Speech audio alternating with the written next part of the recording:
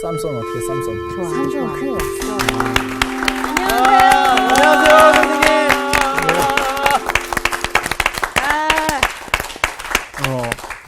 근데 뭐가 그렇게 재밌었어요? 그냥 이 자리에 있으면 미란 누나가 사투리 그럼요. 써주는 게 너무 재밌어요. 네. 미라이가 사투리 쓰는 게 재밌습니다. 아, 그래서. 어쩌을까요? 제가 서울에 올라오자마자 아이들이 저를 보고 제가 이제 조금만 얘기를 하면 사투리 쓰니까 애들이 하하하하 막 이러는 거예요. 저만 얘기만 하면. 그래서 제가 이제 어느 순간부터는 내가 말을 안 해야 쓰겠다 하고 입을 다물고 있었죠. 그랬는데 애들이 뒤에서 꼭 찔르면서 야, 너 말해봐. 너 말하면 그렇게 웃긴다며? 야, 얘기 좀 해봐. 얘기 좀 해봐. 계속 찌르는 거예요. 그거 신경질이 너무 나잖아요. 그래서 확 뒤를 돌아서 너 확 죽여본다. 지난 시간에 우리가 그 강의 도입하면서 이상한 게 많지만 사람처럼 이상한 게 없다고 그런 말을 상기시켰었는데 기억나세요? 그래도 한 주 동안이나 그런 걸 다 기억을 하고. 그게요. 사람이 정말 그 이상하죠. 그리고 이제 가끔은 딱하다는 생각도 들고. 그래요. 다들 안간힘을 쓰며 사는데. 맞아요. 지구상에 살고 있는 수없이 많은 생명 가운데 자기를 반성하며 자기를 의식하며 사는 존재는 인간밖에 없잖아요. 그래서 자기 반성적인 존재. 그러니까 자기의식이라고 하는 거. 나. 항상 이제 나가 문제인 거지. 그러니까 행복하고 싶고 그러나 나의 행복이 저절로 주어지는 게 아니고 타자들과의 관계 속에서 주어지고 그러니까 아름다운 관계 속에서는 행복감이 그러나 그렇지 못한 관계에서는 불화의 관계 속에서는 불행감이 우리를 사로잡고 삶 속에서 불행은 없애고 싶고 행복을 잡고 싶지만 뜻대로 되지 않고 그런 거죠. 보면은 모든 사람들이 다 행복하게 살기를 원하는데 근데 행복이라는 게 파도와 같아서 어떤 때는 철썩철썩 이제 밀물처럼 다가오기도 하지만 그러나 또 썰물처럼 빠져가기도 하고 그렇죠. 그래서 어떤 분은 그런 노래를 불렀더군요. 슬픔의 파도에 떠밀려도 기쁨의 해안에 당도하기를 바란다. 저 노래는 제가 모르네요. 나도 모르겠는데. 잘 산다고 하는 거는 내가 원하는 조건들이 갖춰질 때 잘 사는 것라기보다는 자기의 삶을 의미 있게 구성할 수 있는 능력이 내게 있는가 이런 것이 더 중요한 것 같아요. 우리는 사사기를 통해서 여러 사람들의 이야기를 보고 있는데 그도 행복하기를 원했던 사람이고 그렇죠. 뭔가 정말 행복하기를 원했는데 결과적으로는 불행해진 한 사나이에 대한 이야기를 하고 있습니다. 그가 너무 속절없이 유혹에 넘어가고 또 자기 스스로 속고 이런 것 때문에 속상하고 이 사람은 왜 그래? 그런 생각이 들지만 또 생각해 보면 딱하고 그렇죠. 인간이 다 불쌍해요. 어떻게 보면 측은해요. 누구 얘기죠? 삼손 얘기죠. 내 삼손 얘기요. 이야기에 내 얘기일 수도 있어요. 우리 모두의 얘기예요. 사실은. 모든 인간 이야기는 나의 이야기예요. 오늘 수업 사사기 24강 깊어가는 타락.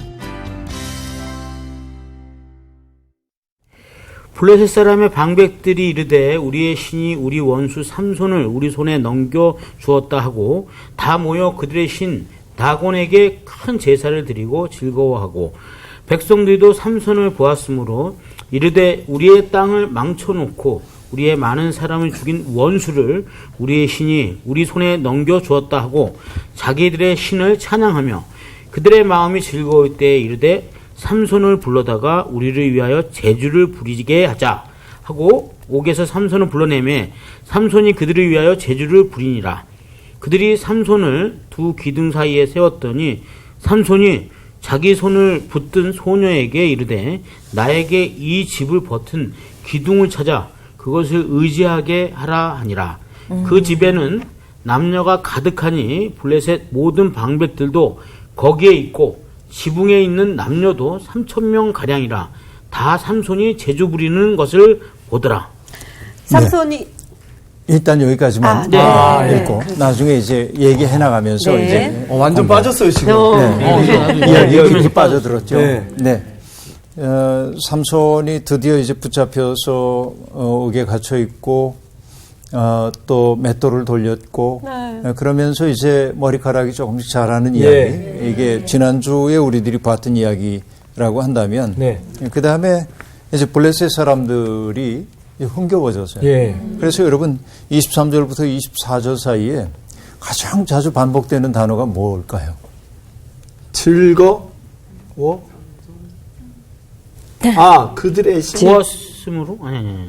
네. 우리 손에. 우리라고 우리. 네. 우리라고 하는 말이 반복적으로 네. 나타나고 있음을 알 수 있습니다. 그러네요. 그러니까 우리의 신, 우리 원수, 우리 손, 그죠? 네. 그 다음에 24절을 보더라도 우리의 땅, 우리의 많은 사람, 우리의 신이 우리 손에 뭐 등등 우리 이렇게. 자, 우리라고 하는 말은 참 좋죠? 좋은 말이에요. 우리. 옛날에 그 미국의 농구팀 가운데 유타 재즈라고 하는 농구팀이 지금도 있겠죠. 근데 거기가 한번 우승한 적이 있나 그럴 거예요. 오래전인데. 근데 그때 선수들이 사실 굉장한 스타 플레이어가 없는데도 불구하고 우승을 한 거예요. 그때 어떻게 잘할 수 있냐고 그러니까 우리는 우리 농구를 했다. 멋있다. 우리 농구를 했다. 그렇죠. 이거 굉장히 중요하죠. 한 팀, 완팀, 하나의 팀이. 그 우리라고 하는 말은 그런 의미에서 대단히 좋은 말입니다. 그런데 문제는 뭐냐면 우리라고 하는 말 속에는 그 건너편에 그들을 상정하는 거예요. 그렇죠. 우리와 그들. 그렇죠. 네. 그럼 우리 어릴 때 애들하고 놀 때도 그렇죠. 누가 우리 편 할래? 우리 편. 그럼 남은 다 적이야. 그렇죠. 적이 되죠. 그렇죠. 그러니까 이걸 뭐라고 얘기하냐면 영어로는 we them dichotomy 그러는데 우리와 그들 이분법이에요. 나눠놓는 거예요. 근데 우리가 하는 일은 그 비판적 성찰이 가능하지 않아. 우리 하기.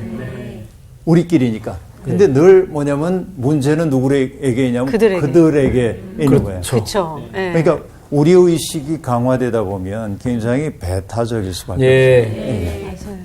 그리고 그 다음에 여기에는 자기 반성이 일어나지 않아요. 그렇죠. 자칫하면. 그래서 우리를 유독히 강조하는 우리가 남이가 그런 거지. 우리를 유독히 강조하는 사람들이 어떤 문제를 안고 있냐면 전체주의적 성향이 있어. 다시 얘기하면 전체주의자. 차이를 용납하지 못해. 우리 속에서 그건 이렇고 저렇지 않아요? 하고 이의를 제기하면 큰일 나. 그건 뭐냐면은 조직에 쓴 맛을 볼 수 있어요. 네. 그죠? 그러니까 이것은 획일적이에요. 어떻게 보면. 그렇죠. 차이를 용납하지 않습니다. 그러니까 여기에서 유독히 23절과 24절에서 우리라고 하는 말이 계속 강조되고 있는 것은 결국 삼손을 통해서 그들이 하고 싶은 거는 뭐냐면 자기들의 체제를 강화하고 싶어 하는 거예요. 우리란 말을 반복적으로 사용함으로써 그렇게 보여주고 있죠. 이게 정말 그 문제입니다. 그래서 다곤 신전에 그들이 모여가지고 제사를 드려요. 블레셋 방백들과 백성들이. 그래서 뭐 어떤 우리 땅을 망쳐놨던 사람, 우리의 많은 사람을 죽인 원수, 우리의 신이 우리에게 넘겨주었다라고 얘기하므로 우리 의식의 정점에 누가 있냐면 다곤신, 우리의 신이라고 하는 다곤신이 있는 것이죠. 때때로 종교라고 하는 것이 종교의 역할이 그렇게 다름을 용납하지 않는 역할을 할 때도 있어요. 이게 좀 위험해요. 근데 여하튼 그들이 흥겨워졌어요. 우리 하다 보니까 그들에게 필요한 건 뭐냐면 공통적으로 돌을 던질 수 있는 대상화된 존재가 필요했고 그 사람이 누구였냐면 삼손이야. 삼손은 한 개인이지만 그동안 해왔던 일들을 보면은 삼손이 개인이라고 얘기할 수 없어요. 막강한 힘을 가지고 있었기 때문에. 그래서 뭘 했습니까? 삼손을 불러다가 삼손을 불러다가 우리를 위하여 제주를 부리게 하자. 여러분 재주를 부린다고 하는 게 이게 광대짓하게 한다는 얘기이기도 한데 어떻게 보면 그 짐승처럼 타자화하는 거죠. 예. 아까 우리가 지난주에 얘기했던 맷돌을 돌리게 했던 것처럼 그렇게 이제 하는 거예요. 예. 그래서 삼손이 그들을 위해 재주를 부립니다. 예. 슬픈 전라. 그러니까 패배도 쓰라린 거지만 예. 패배를 영속화하기 위해서 조롱거리로 만드는 일이 네. 더 아픈데 그러니까 우리라고 하는 그들의 획일적인 정체성 유지를 위해서 누군가를 비인간으로 전락시키고 그래서 그를 조롱거리로 호명하고 있는 현실. 예. 네. 이게 이제 삼손이 바닥까지 간 거죠. 근데 지난주에 우리가 얘기했던 것처럼 삼손의 눈이 뽑혔다고 얘기를 해요. 예. 예. 뽑혀서 외부로 향해 있는 그의 시선이 차단되자 예. 내부를 향한 눈이 열리기 시작했고 그것이 자기 성찰과 하나님에 대한 그리움으로 예. 나타났다. 그것이 어떻게 나타났어요? 그의 머리털이 자라기 시작했다. 네. 한 말이죠. 우리는 비밀스럽게 그 내용을 짚어왔어요. 예. 그러니까 승자들의 우리 의식을 강화해 주기 위한 마치 도구처럼 호명되고 있는 삼손이 이제는 자기를 안내하는 소년에게 얘기를 하는 겁니다. 네. 나에게 이 집을 버틴 기둥을 찾아 그것을 의지하게 해달라. 그래서 그 소년이 동정심 때문이었는지 모르지만 삼손을 인도합니다. 예. 그 집안에는 신전이죠. 남녀가 가득히 있었고 방백들도 다 있었고 지붕 위에도 3,000명 넘는 남녀가 있었고 네. 그리고 그들이 모두 삼손이 재주 부리는 것을 보고 즐거워한 거죠. 네. 여러분 인간은 이렇게 잔혹합니다. 마치 십자가에 달리신 예수님을 바라보면서 네. 정말 사람들이 사랑을 위해서 자기를 선물로 바쳤던 주님의 죽음을 보면서 사람들이 아파하기보단 뭐하냐면 조롱합니다. 왜 그럴까요? 사람들은 늘 약하기 때문에 강자와 자기를 합일화함으로 자기가 강자의 자리에 서 있는 척하고 싶어 해요. 네. 이것이 조롱하는 마음이에요. 네. 근데 고통당하는 사람을 보며 그가 누구이든지 간에 네. 조롱하는 것은 스스로를 비인간으로 바꾸는 일이거든요. 누군가를 비인간화하는 그 행위 그 자체는 여러분 뭐냐면 모든 인간이 하나님의 형상대로 지음받았는데 하나님의 형상인 어떤 존재를 조롱거리로 격화시킬 때 나는 만족스러울는지 모르지만 나도 모르는 사이에 나도 비인간으로 전락하고 있는 거예요. 네. 이걸 우리가 깊이 생각을 해야 합니다. 네. 그 다음 장면 볼 텐데요. 28절부터 31절 미란 씨. 삼손이 여호와께 부르짖어 이르되 주 여호와여 구하옵나니 나를 생각하옵소서. 하나님이여 구하옵나니 이번만 나를 강하게 하사 나의 두 눈을 뺀 블레셋 사람에게 원수를 단번에 갚게 하옵소서 하고 삼손이 집을 버틴 두 기둥 가운데 하나는 왼손으로 하나는 오른손으로 껴 의지하고 삼손이 이르되 블레셋 사람과 함께 죽기를 원하노라 하고 힘을 다하여 몸을 굽히매 그 집이 곧 무너져 그 안에 있는 모든 방백들과 온 백성에게 덮이니 삼손이 죽을 때에 죽인 자가 살았을 때의 죽인 자보다 더욱 많았더라. 그의 형제와 아버지의 온 집이 다 내려가서 그의 시체를 가지고 올라가서 소라와 에스다올 사이에 그의 아버지 마노아의 장지에 장사하니라. 삼손이 이스라엘의 사사로 20년 동안 지냈더라. 어떻게 영화? 슬프다. 슬프네. 네. 삼손이 부르짖습니다. 네. 삼손이 부르짖은 게 처음은 아니에요. 예. 어디에서도 부르짖었냐면 에낙골에 예. 부르짖음의 셈이라고 하는 예. 그곳에서도 하나님께 부르짖은 적이 있습니다. 목마르다고. 그렇죠? 그것과 여기에서 부르짖음은 전혀 다르죠. 예. 완전히 전락한 자리에서 부르짖는데 그러니까 우리가 알 수 있는 것은 삼손의 부르짖음은 사사기에서 반복되었던 거 죄를 지어가지고 하나님이 그 죄에 대해서 징계하기 위해 이방 민족들을 보내서 어려움을 겪게 될 때 그것이 너무 가혹해서 견딜 수 없을 때 백성들이 부르짖죠. 맞아요. 근데 지금은 백성이 부르짖지 않고 삼손이 부르짖습니다. 이 두 부르짖음이 서로 공명하고 있음을 네. 알 수 있어야 돼요. 그러니까 삼손으로 대표되고 있는 그 이스라엘 사람들의 부르짖음이라고 봐도 과언이 네. 아닐 겁니다. 그래서 부르짖어요. 그리고 그가 얘기합니다. 주 여호와여 구하옵나니 나를 생각하옵소서. 삼손이 언제 주 여호와를 이렇게 찾은 적이 있나 싶어요. 그러게요. 그렇죠. 그러니까 사람은 자기 힘으로 아무것도 할 수 없다는 무력감을 느낄 때 주님을 부르죠. 이거 어쩔 수 없는 사람의 버릇이에요. 근데 저는 늘 강조하고 싶은 게 생애 주변부에 몰려서만 주님을 찾는 사람들이 아니라 예. 생애 한복판에서 내 삶이 행복할 때, 네. 내 삶이 평안할 때 그 하나님의 뜻을 두렵고 떨림으로 성찰하고 그 뜻대로 사는 것, 이것이 뭐냐면 일상의 성화예요. 예. 나의 일상적인 삶을 그렇게 살아내야 하는데, 그러니까 지난주 얘기했던 대로 어떤 벽이 있는 사람들, 예. 그러니까 그 뭔가에 푹 중독되어 있는 사람들은 마지막 자리까지 가야 그때 비로소 주님을 찾게 되는데, 그렇죠? 이제 여호와여 구하옵나니 나를 생각하소서 하고 이제 기도합니다. 그렇죠? 그리고 또 구합니다. 이번만 나를 강하게 하사 나의 두 눈을 뺀 블레셋 사람에게 원수를 단번에 갚게 하옵소서라고 기도합니다. 그리고는 힘을 주자 버틴 두 기둥을 껴안고 힘을 주자 어떻게 됐어요? 그 집이 무너졌다. 그리고 아주 간단하게 얘기합니다.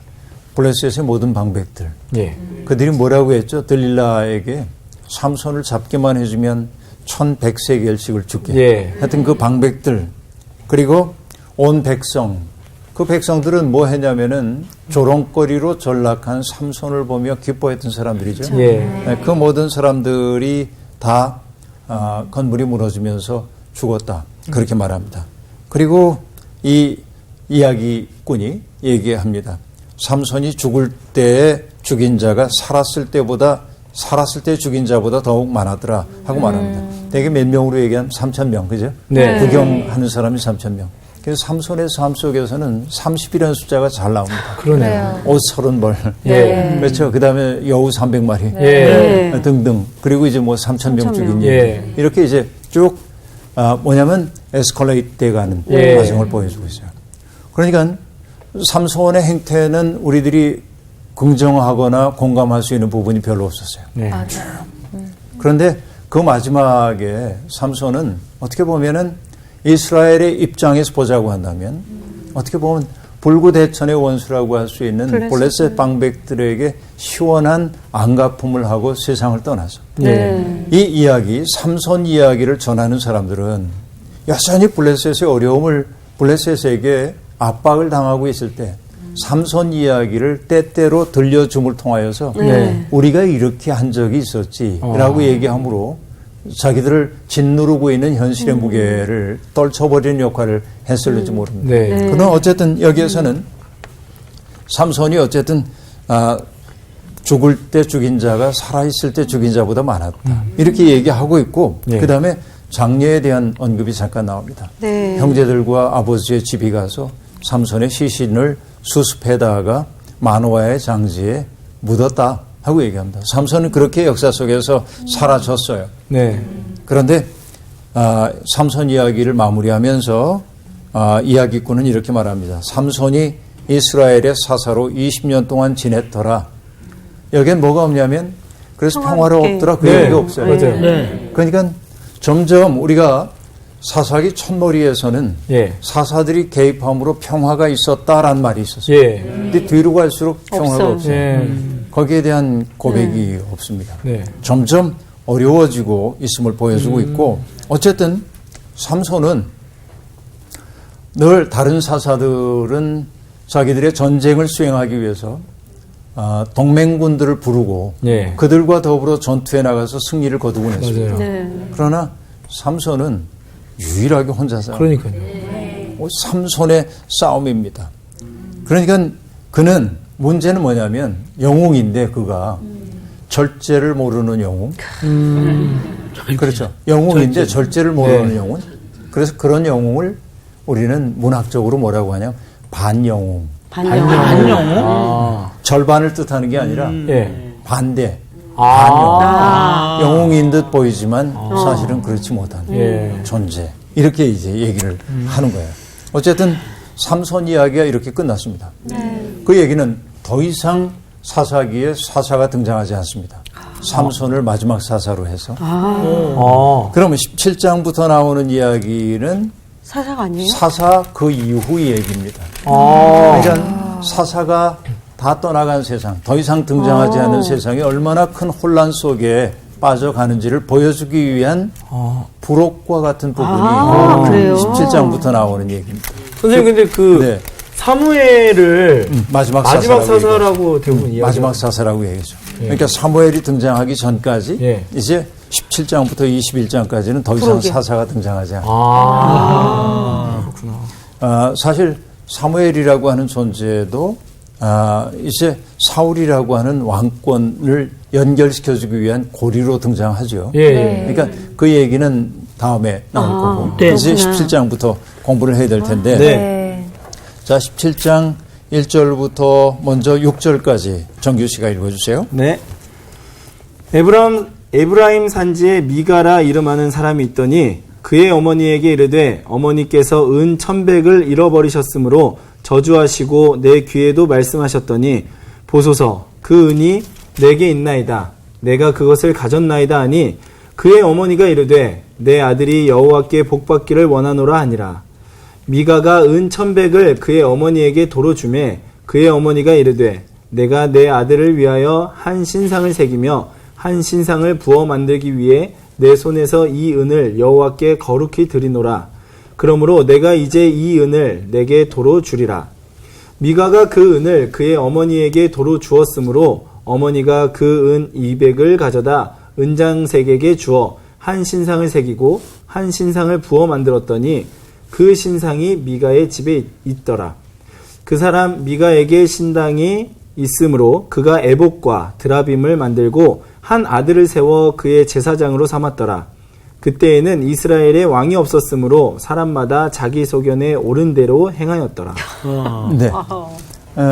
결국 정규 씨가 읽었던 마지막 대목이 이제 사사기에서 매우 중요한 대목이긴 한데 어쨌든 17장부터는 아까 얘기한 대로 이제 부록과 같은 대목입니다. 그 다음에 나오는 사무엘 상을 예비하기 위한 부록이라고 볼 수 있겠는데 사사기와 사무엘을 연결하기 위한 부록이죠.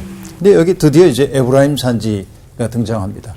에브라임이 굉장히 유력한 지파라고 얘기했죠. 그러니까 지파들도 힘이 다 다르다고 했어요. 근데 에브라임이 제일 강력해요. 제일 강해요. 거기에 살고 있는 사람 가운데 미가라고 하는 사람이 있었는데 사실은 이 미가가 미카여후인데 누가 주님과 같으리야라고 한 뜻입니다.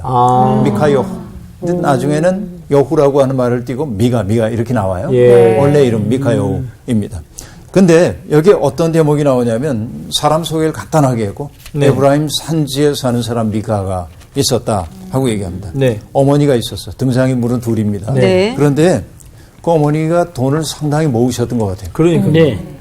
은 1,100. 어디서 많이 듣던 들릴라. 그렇죠. 들릴라. 설마 들릴라의 아들? 이거. 네. 그렇게 연결을 지어보고 싶어 하는 사람들도 있습니다. 너네. 저 같은 사람이. 친척간이라고 오해할 수도 있겠어요. 그렇죠. 네. 근데 어쨌든 그건 뭐 우리가 확정할 수 없는 얘기고. 아무튼 이 얘기는 은 1,100세계를 잃어버렸다고 하는 얘기는 앞에 나오는 삼선 이야기와의 그저 연결고리 정도로 보시면 되겠습니다. 그러니까 연결고리. 왜냐하면 너무 맥락 없이 지금 이게 이야기가 전개가 되고 있기 때문에 그거로 연결고리를 만드는 거야. 여러분 영화 만들 때도 어떤 암시를 해두었다가 나중에 드러나게 만들 때가 많이 있잖아요. 복선을 깔죠. 그렇죠. 그러니까 영화의 어떤 미장센 같은데 특정한 어떤 장면을 보여준다든지 예. 나중에 반복돼 거기 앞에 나왔었는데 그런 씨 거. 뿌리기와 거두기라고 해요. 그걸 씨 뿌리기와 영화에서는 그렇게 얘기하는 거예요. 시나리오 그래요? 작법하시는 감독님이 얘기하시더라고요. 그렇군요. 씨 뿌리기와 거두기. 네. 하나 배웠네. 그게 그런 표현이. 네. 그러니까 이 연결고리를 만드는 게 중요한데, 그러니까 천백세계는 바로 그런 연결 역할을 하고 있다. 이렇게 보면 되겠는데요. 네. 근데 잃어버렸어. 네. 이거 막대한 돈이에요. 그러니까 네. 그런데 어머니가 잃어버리고 나서 뭐라고 하냐면, 이거 훔쳐간 놈 다리라도 부러져라. 뭐 이렇게 한다든지. 저주를 했군요. 저주를 한 거예요. 네. 근데 저주라고 하는 게 말이 씨가 된다고 한 말처럼 효과가 있다고 사람들은 다 믿었어. 예. 네. 그렇죠. 네. 그러니까 어머니의 저주 얘기를 듣고 미가가 예. 얘기합니다. 사실은 저예요. 아들이 훔쳐간 거예요. 네네. 그러자 어머니는 당혹했습니다. 자기가 저주한 저주가 아들에게 내릴 것처럼 보이잖아요. 네. 그러니까 어머니가 어떻게 하는 겁니까? 다시. 아들이 여호와께 복받기를 원하노라. 네, 그렇게 바로 얘기합니다. 바꿨어요. 저주를 이제 풀기 위해서 그렇게 얘기를 지금 하고 있어요. 그러니까 저주를 풀기 위해서 말로만 풀 수가 없으니까 예. 뭘 하는 거냐면은 그 은 1100세계를 주님께 구별하여 바치겠다고 얘기를 하는 겁니다. 그렇게 해서 아들이 불행한 일을 당하지 않았으면 하는 거예요. 네. 자, 재밌습니다. 네. 어머니의 것을 아들이 훔쳤어. 어머니가 저주하는 걸 보자 아들이 어머니에게 돌려드려. 네. 그래서 어머니가 아들이 저주받을까봐 이걸 여호와께 바쳐. 예. 이런 구조입니다. 복잡해요, 지금. 네네. 여호와께 바친다고 해서 옳지 그러고 받아가시나. 근데 여하튼 구조는 지금 그렇게 네. 돼 있어요. 네. 욕망의 구조를 우리에게 보여줍니다. 그래서 바친다고 하면서 뭐라고 얘기하냐면 내가 내 아들을 위해 신상을 새겨야겠다. 네. 여호와께 바친다고 하는 게 바로 그 의미지. 예. 신상을 만들어서 그 주님께 바쳐야겠다 하고 이제 신상을 새기게 만들었다는 겁니다. 네. 근데 우리가 알다시피 출애굽 정신에서 특별히 십계명에서 신상 만들지 말라고 말라고 하잖아요. 그랬죠. 네. 왜 그럴까요? 우상 만들지 말라. 우상이죠. 여러분 사람들은요. 어떤 분은 이렇게 얘기합니다. 시간이 우리에게 주고 있는 불안이 있죠. 네. 그래서 왜냐하면 시간이라는 게 어거스틴도 그런 얘기를 합니다마는 시간에 대해서 우리는 다 안다고 생각해요. 네. 근데 누군가가 시간이 뭐냐고 물으면 대답하기가 어려워요.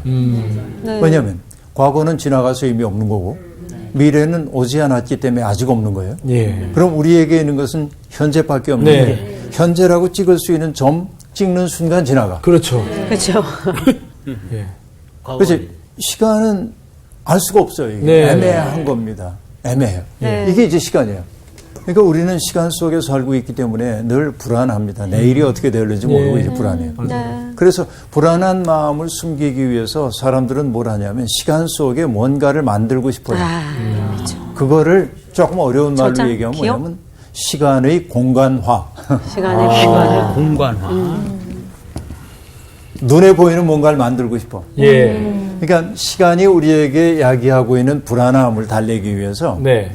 내 눈에 보이는 뭔가를 만들어 놓음으로 불안을 이기고 싶어요. 그러니까 출애굽기 32장에서는 아론에게 부탁해가지고 사람들이 금송아지를 예. 만들죠. 이것도 시간의 공간화입니다. 눈에 보이는 것, 가시적인 것을 봐야 안심이 되는 거예요. 그런데 여러분 시간의 공간화는 이것만이 아닙니다. 우리 저금 통장 늘 들여다보는 사람들이 예, 예. 이것도 뭐냐면 공간화된 불안을 이기기 위해 공간화된 어떤 기제들이란 말이에요. 예. 사진도 그럴까요? 그럼? 사진도 그럴 수도 있죠. 어떻게 보면. 근데 문제는 뭐냐면 하나님은 아브라함을 부르셨을 때도 예. 내 본토 친척 아버지 집을 떠나 내가 내게 지시할 땅으로 가라라고 얘기합니다. 예. 근데 그것은 미지의 세계입니다. 네. 예. 미지의 세계를 갈 때 필요한 것은 뭐냐면 신뢰입니다. 그렇죠. 하나님에 대한 신뢰를 갖지 못할 때 사람들은 신뢰의 대용물을 만들고 예. 그거를 시간을 공간화한다고 얘기하는 거예요. 그러니까 하나님은 당신에 대한 무조건적 신뢰를 원하시는데 네. 사람들은 그 하나님이 주는 미지의 불안감 때문에 오히려 뭔가를 만들고 붙들고 싶어요. 이게 네. 이제 우상을 만드는 마음인데 그러니까 신상을 만들어서 어떤 상인지는 잘 모릅니다. 네. 어떻게 생겼는지는. 예. 그렇게 만들었어요. 네. 하나님이 그걸 기뻐하실까 생각해 보는데요. 예. 여하튼 그 사람 미가에게 신당이 있었습니다. 그 신당이 여호와를 섬기기 위한 것인지 아니면은 바알을 섬기기 위한 것인지는 알 수가 없어요. 네. 근데 여하튼 가정재단과 같은 신당이 있었는데 거기에다가 에봇과 드라빔을 만들고 그리고 에봇은 제사장이 입는 옷이죠. 네. 네. 그리고 드라빔이라고 하는 거는 점치는 데 쓰는 네. 어떤 것이었단 말이에요. 네. 신의 뜻을 묻기 위한 거. 네. 그걸 만들고 그것을 자기 신당에 갖다 놓았을 뿐만 아니라 아들 가운데 하나를 제사장으로 삼았다 하고 얘기합니다. 사실은 제사장 그렇게 삼을 수 없는 그렇죠. 거죠.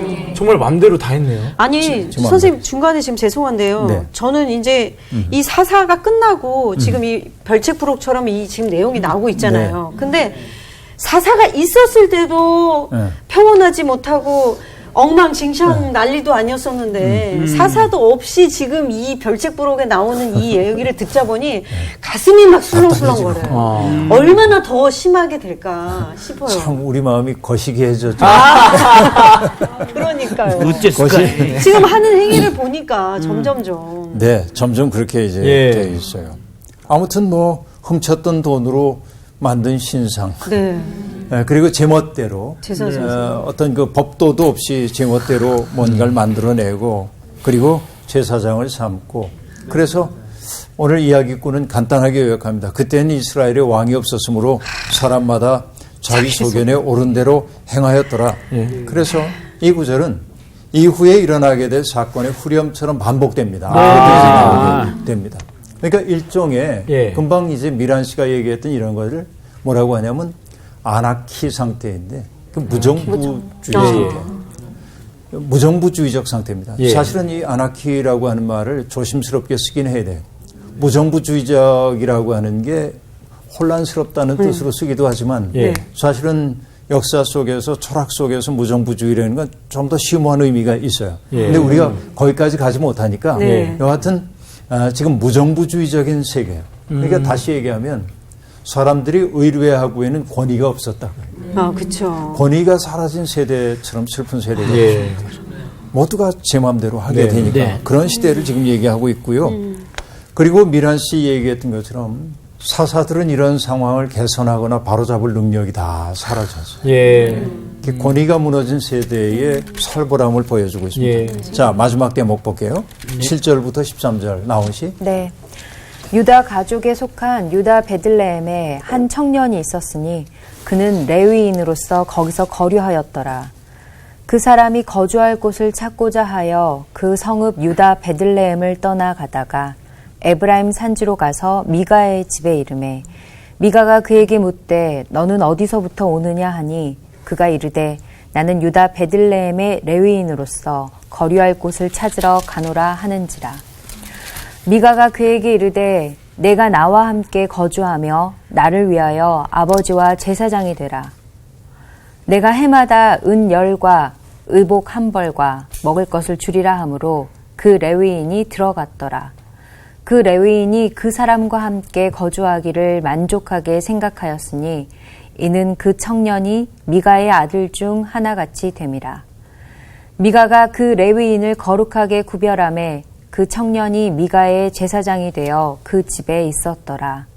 이에 미가가 이르되 레위인이 내 제사장이 되었으니 이제 여호와께서 내게 복 주실 줄을 아노라 하니라. 자, 야, 참. 참 이게 우리가 정말 보면 이제 신당이 있고 예. 거기에다 이제 에봇과 드라빔 갖다 놓고 아들을 제사장으로 임명했는데 예. 네. 미가가 보기에 그 아들이 그렇게 믿음직하지 않았더라고요. 역시. 그리고 뭔가 들은 게 많은 것 같아요, 미가가 그래도. 네, 그렇죠. 예. 근데 마침 어떤 사람이 등장했냐면 유다 베들레헴에 사는 한 청년이 있었는데 레위 사람인데 예. 그러니까 유다 베들레헴 지역에 살고 있었어요. 네. 레위인들은 각 지파 곳곳에 흩어져서 예.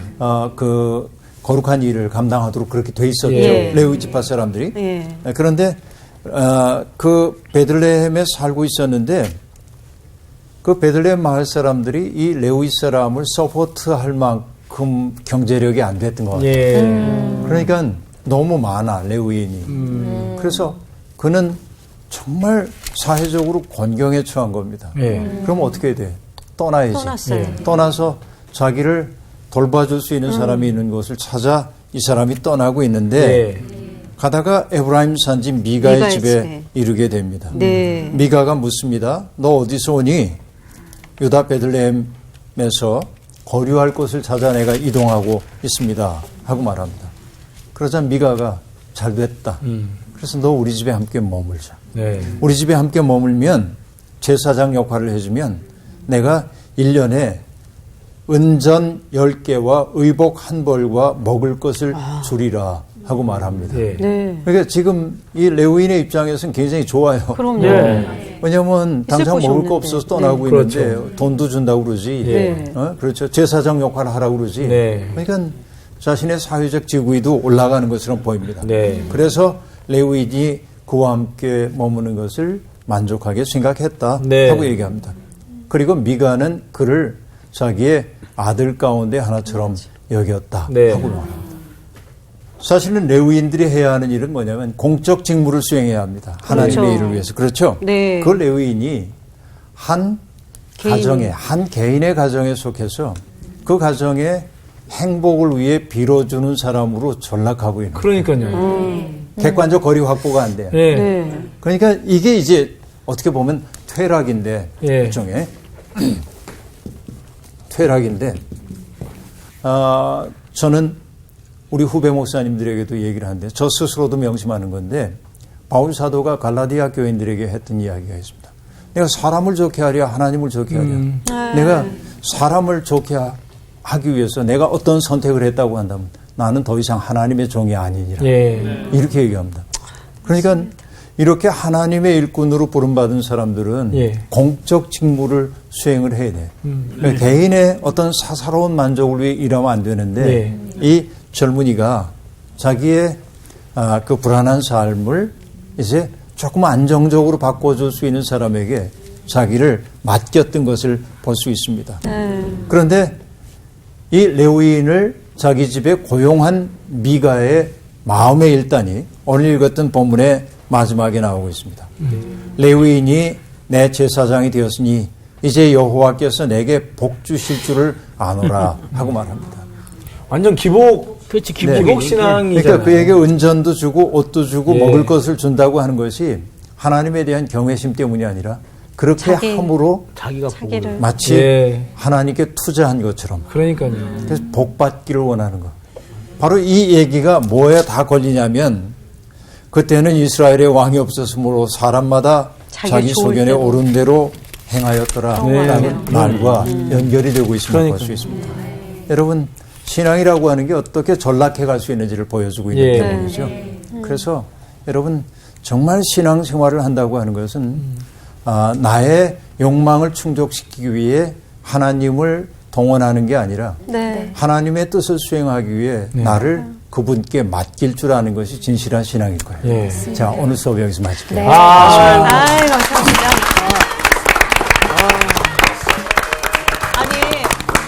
삼손의 얘기에 충격도 가시기도 전에 그러니까 말이에요. 이 뒤에 이 내용도 저 정말 생각할수록 정말 자기 옳은 대로 행하는 이 행동을 봤을 때 정말 처참하네요.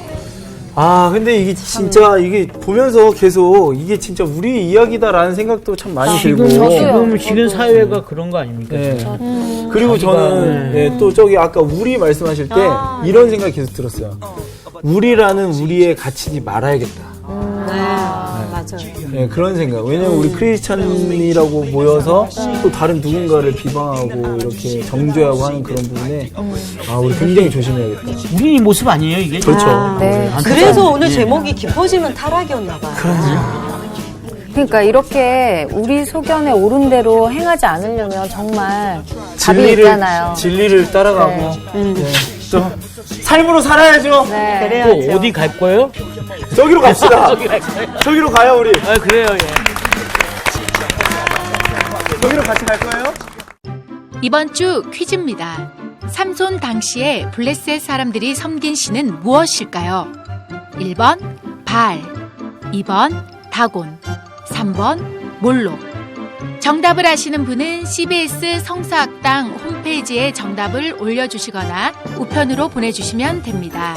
선정되신 분들에게는 하나님의 말씀을 전 세계에 보급하는 대한성서공회에서 성경, 송태근 선생님의 교회가 알고 싶다, 김기석 선생님의 욥, 예레미야 산책, 끙끙 앓는 하나님, 성경 통독을 위한 최고의 자습서 성경 2.0 가운데 하나를 드립니다.